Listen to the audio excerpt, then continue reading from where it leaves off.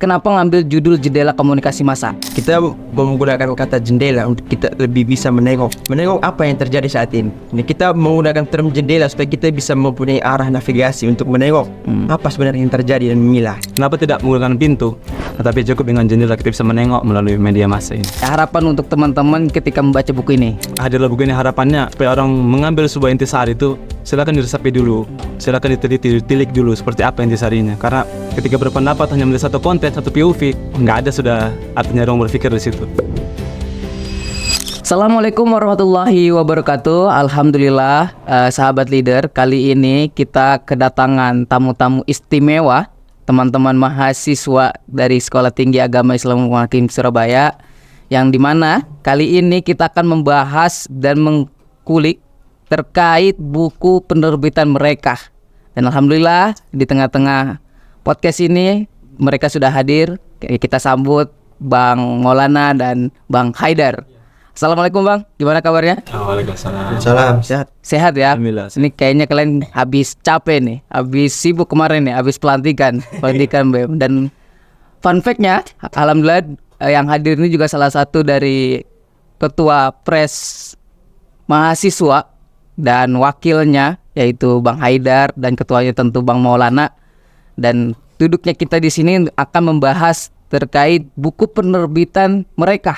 Tapi ini bukan BEM-nya ya, lebih ke prodinya ya, prodi KPI-nya, dengan judul Jendela Komunikasi Massa. Nah, kita akan membahas buku ini dan kita akan mengulik kenapa mereka membuat buku dengan judul Jendela Komunikasi Massa dan apa isinya, seperti itu. Mungkin langsung saja ya Bang, ini kita langsung ke pertanyaannya. Dan mungkin nanti Bang Haidar atau Bang Maulana sampaikan apa dari penerbitan buku ini. Kenapa teman-teman prodi KPI, ini semester berapa kira-kira yang buat? Kita semua semester 5. Oh, semester 5. Berarti ini naik semester 5 baru kalian buat bukunya? Iya, sejatinya sudah rancangan itu sudah dari sebelum-sebelumnya. Kan kita kan menuliskan harus butuh waktu yang agak lama. Jadi dari semester akhir semester 3 kalau nggak salah ya. Ya benar. Ya. Nah, ini bukunya lebih ke apa? Lebih antologi kah atau memang buku teman-teman sendiri? Buku kita Buku ya kumpulan dari teman-teman tulisan banyak teman. Ini kan salah satu outcome juga dari prodi kita di KPI, Komunikasi Penyiaran Islam, untuk membuat suatu karya tulis yang berbentuk akademis lah. Nah, berarti kan dari banyaknya mahasiswa ya. Nah, ini berapa mahasiswa yang memang nulis di buku ini? Atau memang diseleksi kah atau seluruh mahasiswa KPI nulis buku ini? Ya kalau bicara penulisnya, semuanya alhamdulillah itu turut andil dalam buku tersebut. Karena di semester kami ada 8 orang di prodi KPI itu sendiri. Yang fun fact-nya, asal juga berbeda-beda. Oh, asalnya berbeda. Kalau bicara POV mungkin itu dari sudut pandang yang berbeda-beda bukunya. Dan saya rasa relate dengan zaman saat ini. Nah, berarti otomatis nih banyak penulis yang mencantumkan tulisannya di sini kan ya. Nah, hasil judulnya ini apakah hasil diskusi kah atau memang sudah ditentukan oleh pihak Kaprodi atau memang teman-teman sendiri yang milih? Ya sejatinya bab-bab yang dipilih itu kan tulisannya per bab. Jadi mahasiswa nulis satu bab. Nah itu dia disupervisi langsung sama Kaprodi. Cuman isinya itu harus dari POV-nya si penulis. Jadi tidak serta-merta dari Kaprodi sendiri. Kaprodi hanya menyediakan wadah dan menjadi supervisi aja. Semuanya tergantung pada penulisnya. Jadi saya rasa betul tadi kata wapres saya. Si wapres ya. Katanya ya memang ini salah satu buku yang diverse ya, penuh keberagaman karena penulisnya juga dari latar belakang yang berbeda, dari bahkan dari Sumatera sampai Timur. Saya dari NTT gitu. Jadi bagus, keren. Jadi dari sudut POV yang berbeda-beda, ya otomatis isinya juga beda-beda karena mereka mempunyai sudut pandang masing-masing dalam mengenai terkait komunikasi massanya begitu. Nah, kalau dari judulnya sendiri, ini kenapa ngambil judul Jendela Komunikasi Massa? Nah, ini keren. Nah, ini menyangkut diksi ya. Kita kalau berbicara soal semiotika atau linguistik, saya rasa kita menggunakan term jendela itu cukup unik melihat informasi arus komunikasi dan informasi yang sekian masif saat ini, kita menggunakan kata jendela untuk kita lebih bisa menengok apa yang terjadi saat ini. Informasi datang seperti lebih cepat dari gelombang tsunami. Ini kita menggunakan term jendela supaya kita bisa mempunyai arah navigasi untuk menengok apa sebenarnya yang terjadi dan memilah. Ya seperti yang terjadi saat inilah. Kita menggunakan jendela itu ada yang refleksi tersendiri untuk kita semua. Iya. Kita menggunakan kata jendela. Ya analogi sederhananya gini bang, ketika ada misalnya sebuah rumah ini, kenapa kami menggunakan jendela tidak menggunakan pintu seperti itu? Iya. Ya karena ketika sederhananya kan jendela itu kita tidak bisa melangkah keluar, kami hanya bisa menengok. Nah begitu juga kenapa tidak menggunakan pintu? Karena kita tidak perlu untuk masuk ke wilayah tersebut untuk mengetahui di luar. Tapi cukup dengan jendela kita bisa menengok melalui media massa ini. Oh, filosofinya dalam sekali ya berarti ya. Dalam juga. Berarti ini hasil rebukan teman-teman tentunya ya. Ya, Hasil diskusi, hasil kesepakatan, akhirnya terbitlah dengan judul Jendela Komunikasi Massa. Ini berapa lama kira-kira ngebuat buku ini? Kurang lebih 2 semester kurang lebih. Kurang lebih 2 semester. Itu hasil riset dari teman-teman juga ya tentunya ya. Karena banyak yang perlu direvisi kan seperti itu namanya belajar kan. Jadinya membutuhkan waktu yang lebih panjang seperti itu. Nah, untuk gagasan dan ide pertama siapa yang mencetuskan untuk buat buku? siap. Tentunya Kaprodi kalau nggak salah kemarin ya. Kaprodi ya memang. Dari Kaprodi. Berarti ini salah satu mata kuliah atau memang dari Ya salah satu output dari mata kuliah. output dari Karena Prodi kita mungkin cukup keras ya beliau. Pokoknya kalian lulus harus ada karya. soalnya. Outcome-nya itu harus ada. Yang bersifat akademis. Ya, akhirnya kalian ngebuat buku lah tentunya gitu. Nah, oh ya kalau boleh tahu Kaprodinya siapa ini? Kaprodi kita Ustadz Alim. Hebat beliau itu. Sabar. Dan ya menarik. Supervisi yang penyemangat sekali. Iya. Nah, kemudian tadi kan dari teman-teman sampaikan ini POV-nya dari sudut pandang teman-teman yang beraneka daerah tentunya ya. Dia dari asalnya enggak dari Sumatera hingga daerah timur. Nah, kalau dari teman-teman sendiri nih yang tentunya asal muasal lahirnya dari daerah timur. Terus membuat buku dengan Jendela Komunikasi Massa ini, apa yang menjadikan contoh teman-teman ngebuat buku ini? Siapa?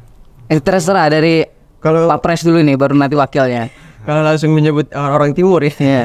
Jadi mungkin saya sebenarnya saya juga lama di Surabaya, tapi jadi untuk menggali lebih dalam terkait permasalahan informasi dan komunikasi yang terjadi di NTT itu belum sedalam dan sedip dive itu. Tetapi setelah sekian lama belajar terkait komunikasi, informasi, saya sedikit mengambil refleksi bahwa seringkali itu kita di Indonesia tentunya. Ini saya agak mengeneralisir. Kita menyamakan demokrasi, kita menyamakan amplifikasi algoritma itu dengan demokrasi.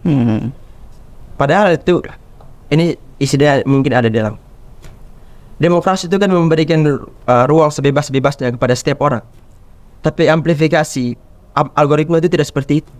Algoritma itu hanya memilih suara siapa yang paling besar. Ya. Suara siapa yang bisa mengendalikan engagement. Ya. Bahkan suara-suara kecil itu tidak bisa terdengar. Kalau dalam teori yang ada dalam buku ini namanya spiral of silence. Jadi orang-orang yang terpinggirkan, orang-orang yang tidak mendapat hak untuk bersuara, itu mereka cenderung untuk mengalah untuk bersuara. Karena sudah terkendali oleh suara-suara besar, suara-suara dominan. Jadi ketika mereka bersuara, takutnya mereka dikucilkan karena pendapat mereka tidak mainstream. Oh iya, benar-benar. Ini berarti kan sudut pandang dari teman-teman daerah pun akhirnya tercantum di buku ini. Nah, dari Mas Haidar sendiri nih, Mas Haidar asal dari mana Mas sebelumnya? Ya kalau asal saya dari Kalimantan. Oh dari Kalimantan. Kantorullah saya lama di Jawa juga seperti beliau ini. Oke, POV-nya gimana nih Mas? Kalau dari sudut pandang saya, buku itu sebenarnya menjadi cara kita berpikir seperti itu. Nah, buku ini hadir seperti itu juga karena ketika kita kan mayoritas anak Gen Z ya. Ketika misalnya lagi scrolling nih, entah TikTok atau sosmed lainnya, ketika melihat suatu berita yang panas yang diangkat oleh algoritma itu sendiri tentang demokrasi, tentang politik atau dan sebagainya, seringkali mengambil asumsi itu to the point. Artinya tidak berpikir dulu, melalui diresapi dulu. Maka hadirlah buku ini sebagai cara kita bahwa mengambil sebuah inti dari informasi itu tidak bisa belak-belakan. Nah itu POV dari saya. Jadi ini berarti sudah mewakili teman-teman dari setiap daerah. Jadi ini menurut saya bukunya sangat luar biasa ini karena mengambil dari berbagai macam sudut teman-teman yang ada di daerah. Dan Tapi memang disclaimer dulu, ya. tidak serta-merta semua representasi itu. Oh iya sudah wakili. Takutnya Ya benar-benar. Intinya ini sudut pandang Ya. kecil lah yang mereka rasakan. Yang berusaha kita tuangkan sih. Yang berusaha dituangkan di buku Jendela Komunikasi Masa ini. Oke, untuk penerbitannya Mas ini sudah bisa disebarkan atau memang cukup untuk teman-teman komunikasi aja gitu? Atau nanti takutnya ada yang ingin beli atau mungkin tertarik gitu? Ya kalau ada yang ingin tertarik justru kita lebih senang. Iya. Kita juga punya penghasilan. Yang namanya penulis juga senang ketika membaca orang. Iya. Punya kebahagiaan tersendiri. Terus apa nih harapan untuk teman-teman ketika membaca buku ini? Langsung ke harapan. Iya. Jadi gini. Kalau menurut data itu kan Gen Z sekarang itu mereka menggunakan sosial media, berselancar di media sosial itu 6 sampai 8 jam. Bahkan mungkin perbandingan itu sudah misalkan sampai 10 jam. Itu tuh sangat mempengaruhi cara kita berpikir, cara kita melihat sesuatu. Bahkan ada yang orang-orang atau ada muda yang memang mencari jati diri dalam media sosial. Kalau dulu kita kecil ya Bang Umam, ketika kita melewati jalan, itu tuh orang tua kita sangat overprotective. Awas ada kendaraan dari kiri kanan. Iya. Tetapi saat ini orang tua berbalik. Anak mereka itu dibiarkan selancar dalam media sosial, dalam internet tanpa diberi arah. Itu yang menjadi salah satu keresahan kita. Karena semakin banyak menghabiskan waktu di dunia maya yang sebetulnya tidak penuh dengan kenyataan, banyak manipulasi, bahkan menghasilkan sensasi. Iya. Itu sangat berbahaya. Apalagi bagi anak kecil yang belum jati dirinya itu belum tertata oleh kehidupan rumah tangga, mencari jati diri dalam internet atau media sosial sangat berbahaya. Itu menurut POV yang mungkin kita tuakan dalam. Ya, ini juga jadi bentuk keresahan teman-teman akhirnya membuat buku ini. Ini juga salah satu harapan yang sangat luar biasa tentunya ya. Kalau dari Mas Haidar sendiri, harapan buku ini terbit kemudian bisa dibaca oleh banyak orang apa ya? Iya, pertama muncul dengan keresahan ya. Iya. Ketika kita melihat scrolling kita lihat sebuah, karena di setiap sosmed itu tersedia ruang komentar, Bang, iya kan? Iya, tentu. Entah di sosmed manapun tersedia ruang komentar. Nah, itu saya membaca bagaimana orang berperang, entah itu yaping atau apapun itu istilahnya. Tapi saya rasa itulah cara berpikir Gen Z sekarang. Iya.